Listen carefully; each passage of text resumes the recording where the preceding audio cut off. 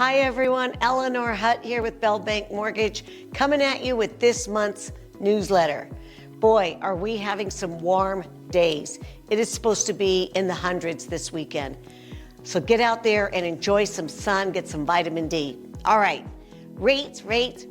Everybody wants to know about the rates. There is not a lot to say about the mortgage interest rates these days. There's not a lot of activity going on. Despite the prediction that rates are going to come down this year, they have moved well within a narrow range for the past few months, and this month is no different. They continue to hover around the high sixes and the low sevens. Rate stability, improving inventory, and slower housing price growth are an encouraging combination for this month's national homeownership. Historically, since 1970, we are in a normal market. Again, please do not expect or wait for the twos and threes. That was a very rare, unique situation and time. But here is some very encouraging news. There are eight different affordable loan options that we at Bell Bank Mortgage offer. These are exclusive to Bell. They are outside of the popular New Mexico Mortgage Finance Authority programs, also known as MFA. Well, more great news. We have lots of funds for our affordable programs, as well as MFA having a lot of funds for their programs. These programs that we offer will offer lower interest rates, lower mortgage insurance, and grants. When I say grant, guys, that is free money. Who doesn't like them some free money? Know that there are also many ways to think outside of the box to allow buyers to purchase a home and it be affordable. Affordability is the biggest subject right now, and it's the biggest pain point for buyers. There is a temporary 2-1 interest rate buy down, and here's how that works. If today's rate was at 6.875, your interest rate for the first year would be 2% lower, so that would be at 4.875. And for the second year, it would be at 5.875. And on the third year, it would go back to today's rate of 6.875. So what does that look like? On a home purchase price of about $400,000, that is a savings in your monthly payment of approximately $450 for the first year and $230 for the second year. So that's a huge savings, right? That's a lot of money per month. But what you need for this program, you would need to be okay with the final payment of at the 6.875, just in case the rates don't come down during that time. This program is not for everyone. If you are one that is more cautious and doesn't like to take risks, there's a permanent rate buy down option, which is a little more costly, but your rate does not fluctuate, and your monthly payment is permanently at the lower payment. Also, being in the current market that we're in, with homes being on the market a little bit longer, it opens up more opportunity for buyers to negotiate, seller giving them a credit for the interest rate buy downs.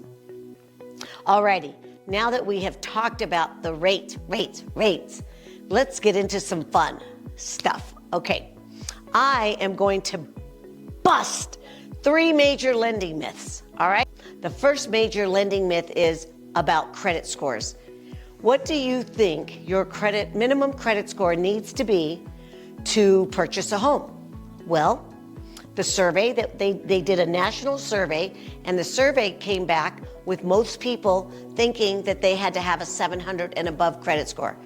Bah! Wrong. That is wrong.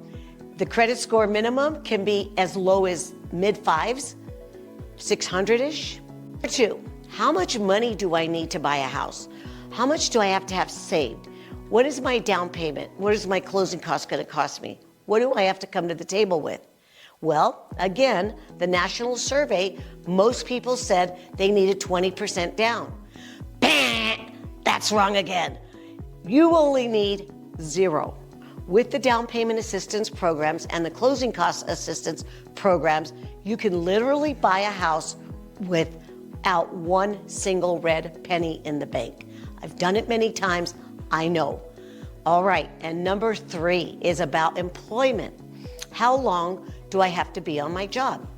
National survey said people think that they need to be on their job for at least 2 years on their current job.